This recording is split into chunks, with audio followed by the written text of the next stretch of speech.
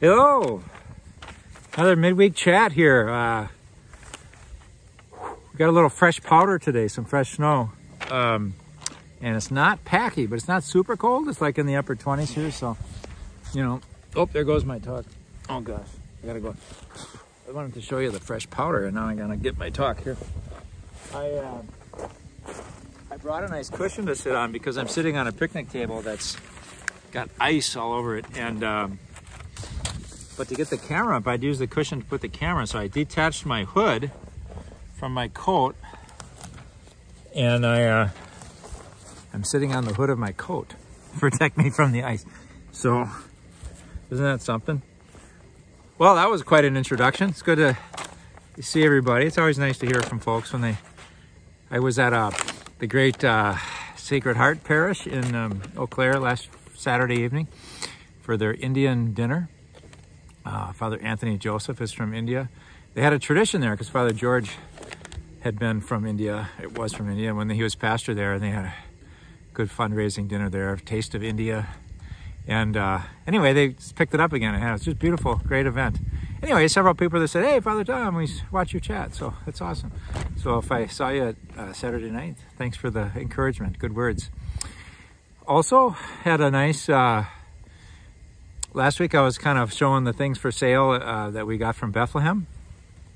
And it was Bob and Claire from the Shenandoah Valley in Virginia sent me an email and said, "Hey, we'll buy some of those woolen nativity sets. They look pretty great." And so they're going to get 3 medium ones. So if you want one of those woolen nativity sets, that's really the signature item there. There's 3 more medium size and 1 large size left.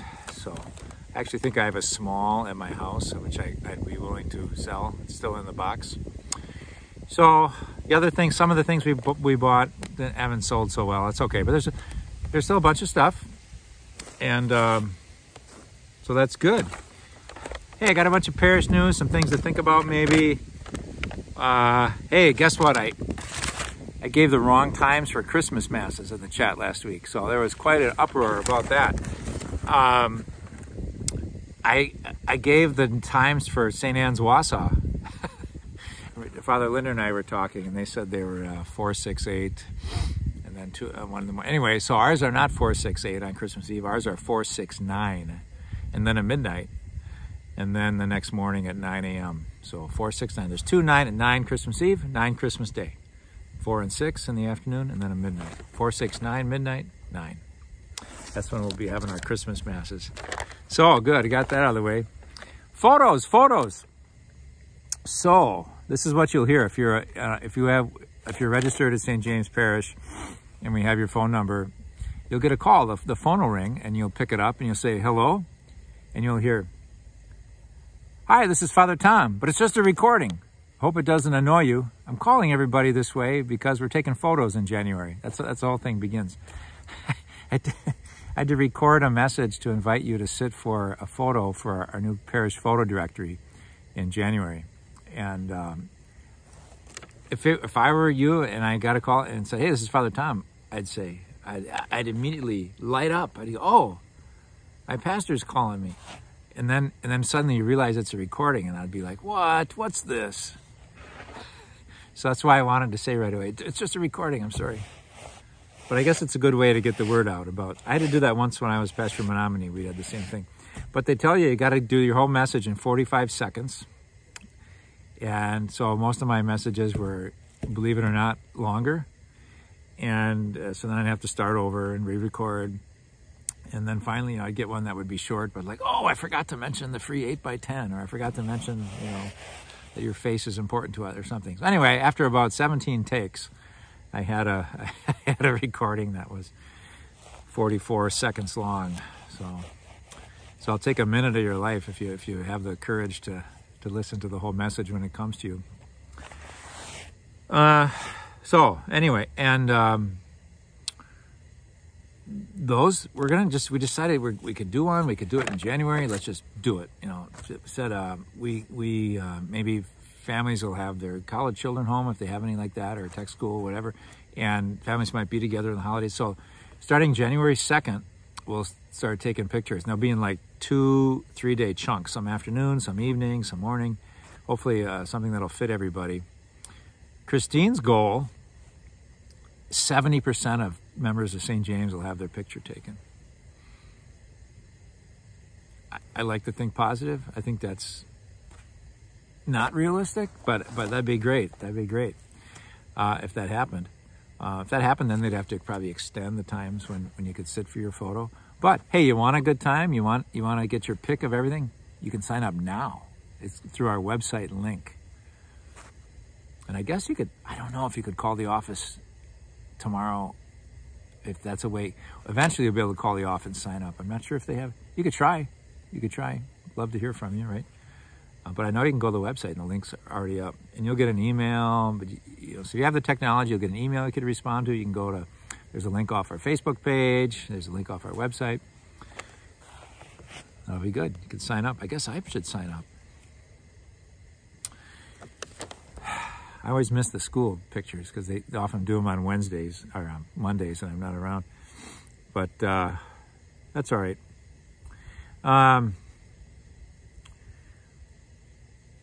Internet problems. Oh, man. So if you're trying to get a hold, like I couldn't check my email today until an hour ago at home because at the office I have no internet. There's a problem connecting. We get the internet feeds through the school and it comes to the Parish Center. It's just not working for us.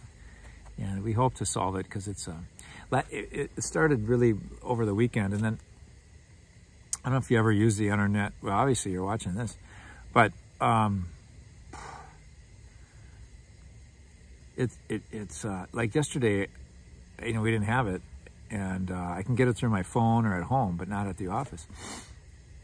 And at the end of the day, I was just feeling bad. I was just feeling like irritated and, baseline anxiousness. And I thought, there's nothing wrong in my life. God is good. I'm, in a good place with good people. And how come I'm not feeling good? And I thought about it's because of that dang internet. We get, a lot of us, like myself, you kind of get used to being able to have access to the internet all the time. And suddenly it's denied you. It's like upsetting. It's like kind of, is it like an addiction? I don't know. It's just like something that you become used to. When it's taken away, it freaks you out a little bit. So that's too bad. But we got a new dishwasher in our gathering space, industrial. Some people are saying, what? Including myself. What? $6,000? What? Dishwasher? They're like less than $1,000, aren't they? $6,000. What? Well, apparently not commercial dishwashers. And because we have a lot of events in the gathering space where we have to wash those dishes, we have a lot of dishes, we got to wash them fast. With these industrial ones, instead of hitting like at your home, you hit a button and it takes 2 hours to wash your dishes. You can wash them in a minute. So anyway, those cost $6,000. So I'd like to thank the PCCW, our women's group. I'd like to thank our Knights of Columbus Roundtable, part of the wider Eau Claire KC Council. And they each gave $1,000 so we could more easily afford that commercial dishwasher for a gathering space. But it's up and running now. And then Bill Candell came and did the electricity. We had it all installed and then said, we can't install it because you don't have the right, amperage or outlet or something like that. So anyway, Bill Candell came over and did it for us, I think, just out of his own good heart after deer hunting was over. So going down the list. And then if you, the photo directory, if you go to the website to sign up, that'll be active Monday through Friday. But on the weekend, guess what? You can sign up at church. There'll be a big sheet in the gathering space where you can sign up manually. And because of that, you can't sign up on the webpage because we might double book. People might want the same time slot, and then what? So you can sign up online during the week and on the weekends in church manually. Immaculate Conception Feast Day coming up tomorrow. Today's December 7th, so December 8th, celebrating how God protected Mary from the moment of her conception, from being a self-centered person like the rest of us, freed from original sin. And we'll have Mass with the school community at 9, then with the Dove West Care Facility at 10. It's a little tight, it's a little tight, so hopefully we'll get there on time. Patrice said she'll have the motor running outside the door after the school mass. I'll just hop in and we'll head over to the Dove West, and then at 5:30 in the afternoon. So I already went over Christmas masses. What else we got here? No more Swedish cookies. Can't order anymore. They've already been ordered. All the orders are taken and they're made. They'll be passed out or delivered this weekend. But no fears. We have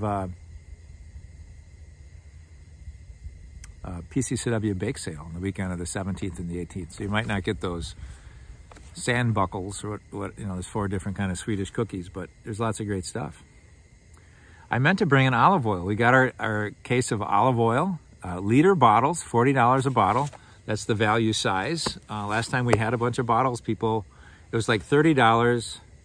It's like $20 for a quarter liter, $30 for a half liter, and $40 for a full liter. Do the math. So a lot of people were buying the full liter. Well, so then we want to buy some more. It's just easier to ship if you kind of get the same size and for them to pack, and so none of the bottles leak or anything. And so we just got liter bottles. However, of course, now people are asking, can we have smaller bottles? Because probably at Christmas time, it's a little cheaper to get a smaller bottle. If you're buying it as a gift, you're not as concerned maybe with price per ounce, just that you only have so much to spend on a gift. So maybe that wasn't the smartest move. We'll learn. But that olive oil is great, and it's a good value. If you try to buy it online, it'd be the same cost or more. So we're not gouging anybody for that. That'll be with sale with all the Bethlehem stuff at Masses, or you can come by the office. And you need a big mug. We got all those to sell yet. Beautiful design from the West Bank.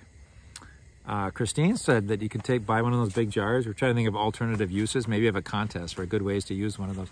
And she said it could be a swear jar. If you use a word that you're a little bit embarrassed about having used, then you could throw a quarter in that mug. So there you go. All right. Well, we're clipping right along here. Advent candle, we're going pink this weekend. It's the 3rd candle, Joy, Gaudete. Just show off my Latin and my great base of knowledge. So the 3rd Sunday in Advent, it's called Gaudete Sunday. That means rejoice. It's like we're almost at Christmas. Let's rejoice. We can almost taste it. And same deal in Lent. They call it, but they don't call it Gaudete in Lent. They call it Laetare Sunday. It means the same thing, I think. I should maybe look that up. But it's like the 4th Sunday of Lent, or 5th. 4th, I think. One of those two is Laetare Sunday. It's like we're almost to Easter, keep fasting, keep it up, but the message is more hopeful. So, yeah, I think of joy. I'm sure I've preached on this thing before, but, the difference between joy and just happiness or a thrill or feeling good.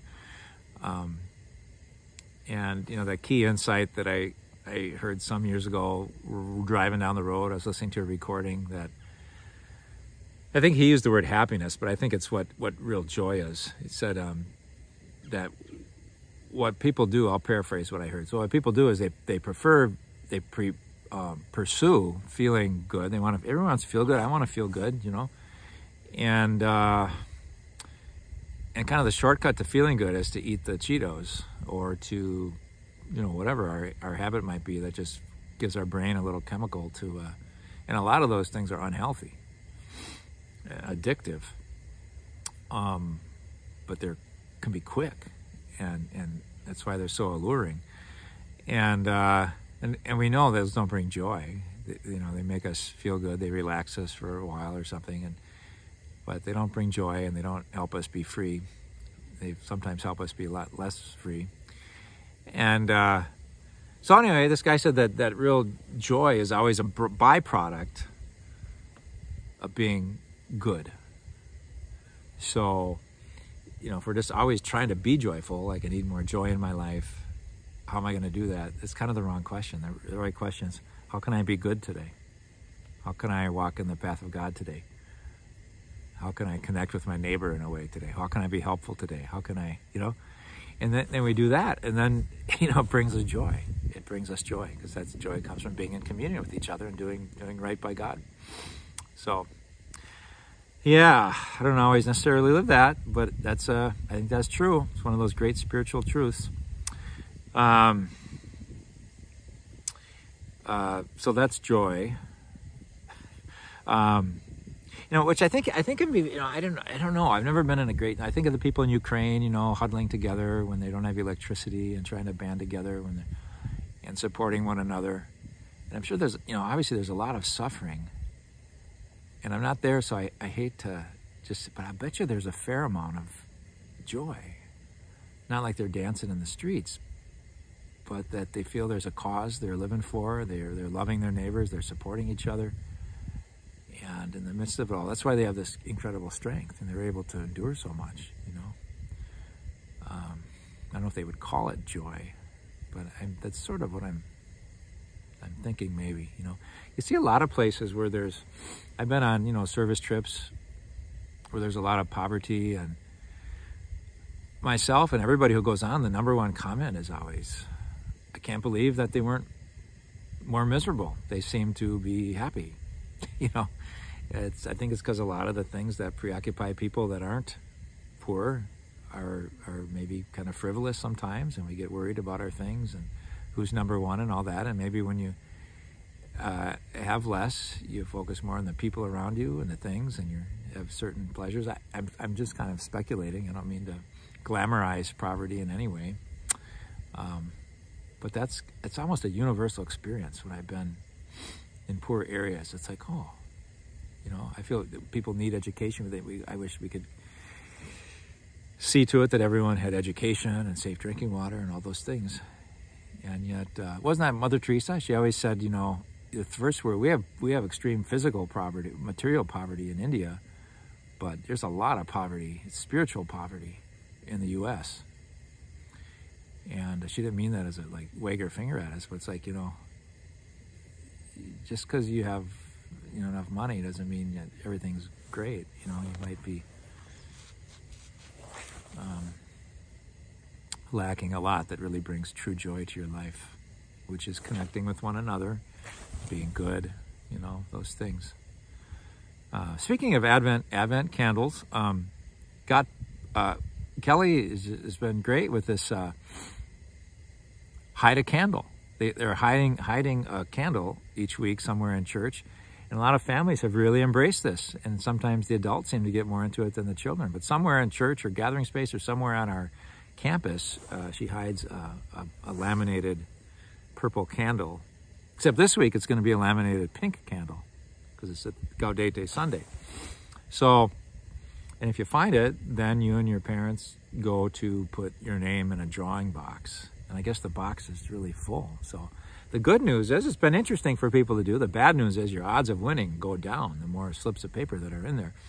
But she just might draw more than one name, So we'll see how that goes. That's great. She said this week it'll be a pink candle and it'll be just somewhere in the gathering space. So it won't be in church or anywhere else. So that's a little clue, a bonus for watching the chat this week. Let's see. I have a couple things. I want to talk about Guadalupe a little bit. I just want to show you this. Oh, I took this around to the classrooms this week. So, see that? Oh, it's a big old icon, isn't it? There.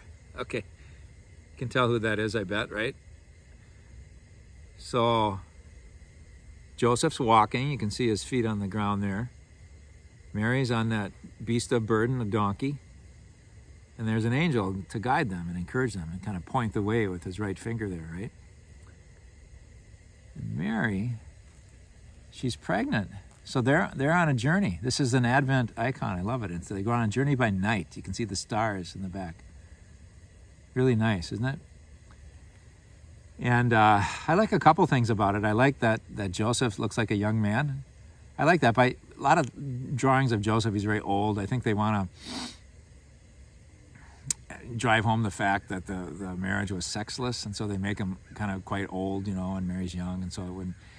And I'm not suggesting the other way, but I just think of them as a young couple, and it's good to see. I think a lot of you know, families want to emulate the Holy Family, and they're not, the husband and wife aren't typically separated by 50 years. And so it's nice to kind of see them together journeying toward Bethlehem from Nazareth.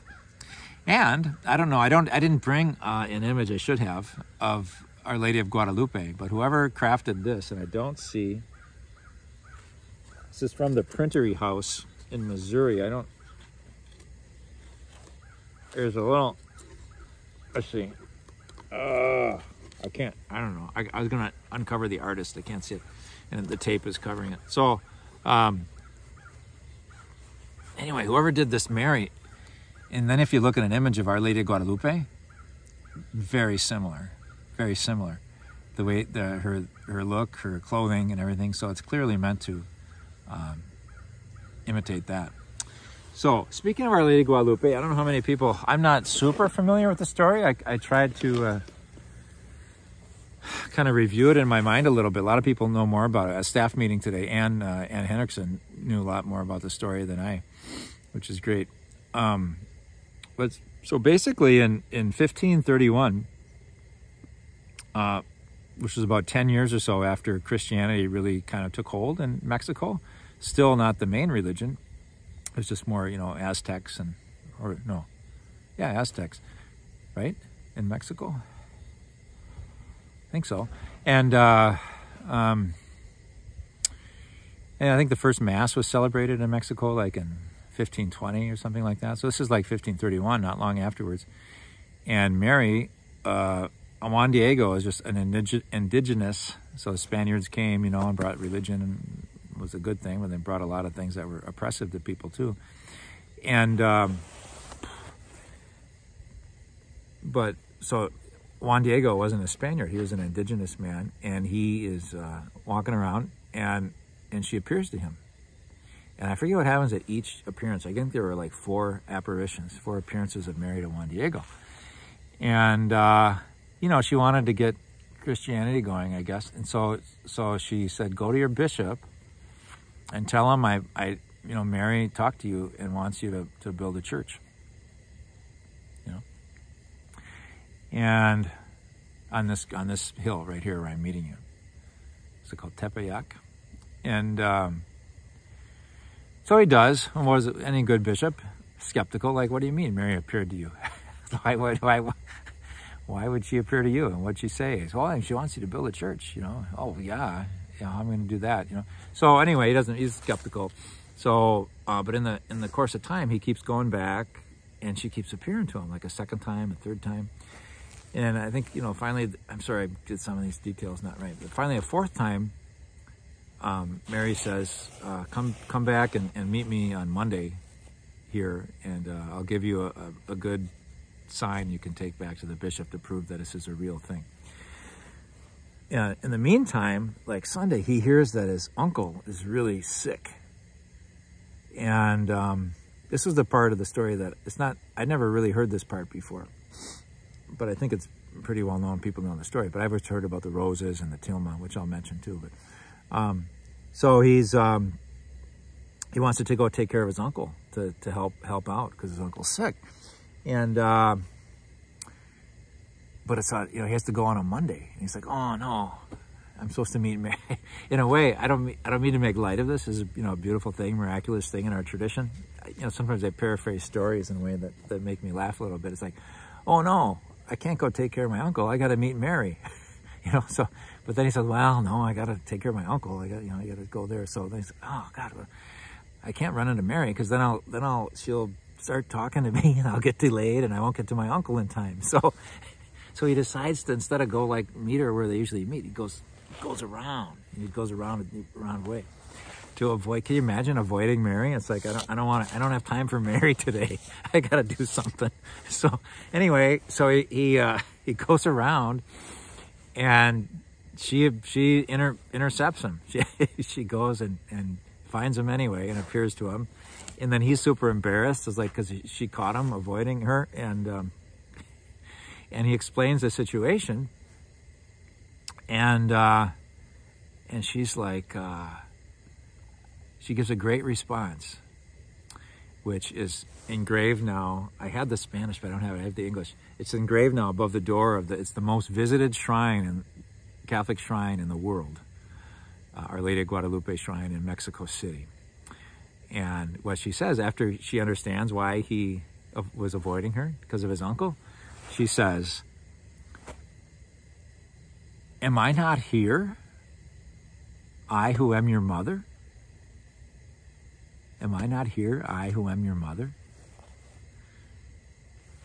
In other words, Juan, I'm here for you.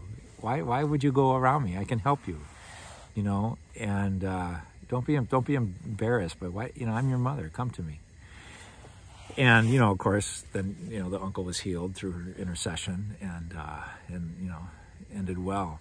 But I love that. I love that he was kind of embarrassed and avoiding, just that whole idea of avoiding God, because maybe we got something else we have to do. I mean, that's obvious sometimes. We get wrapped up on our own things. We don't put God first in our lives.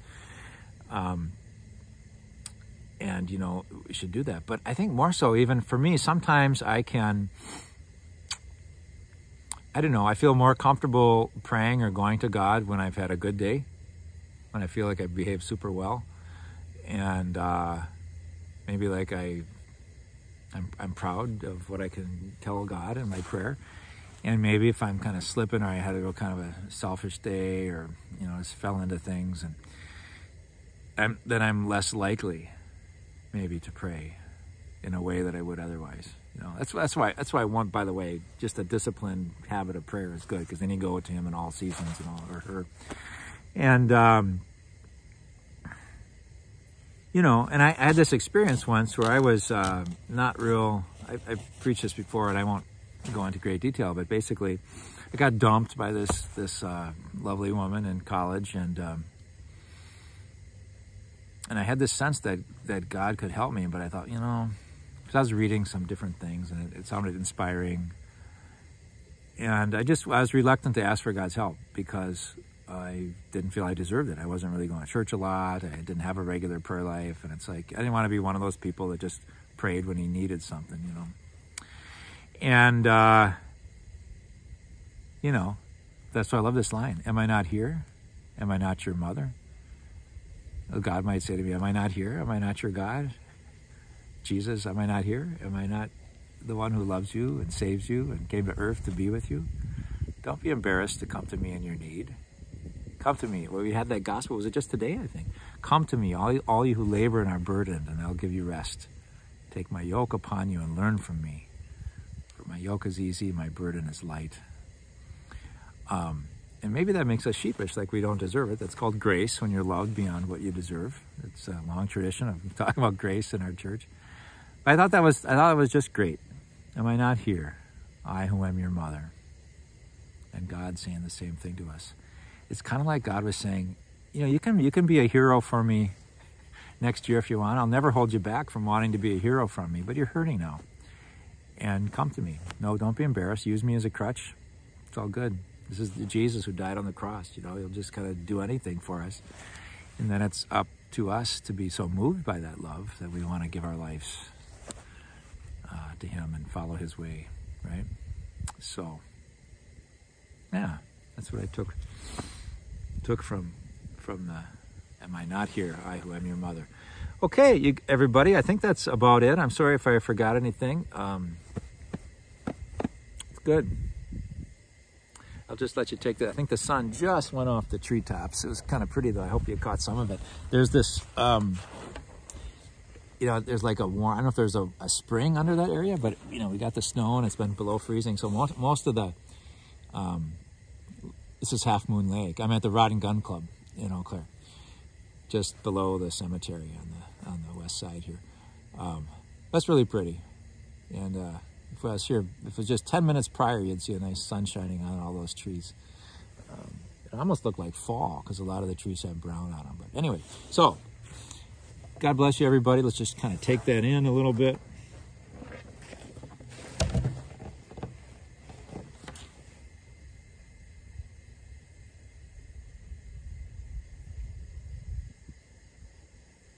O come, Emmanuel.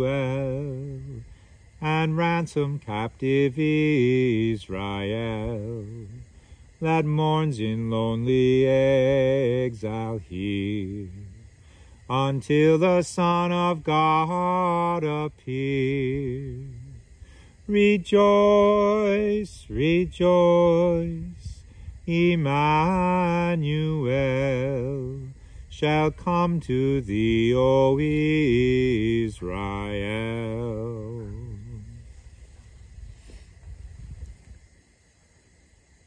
God bless you.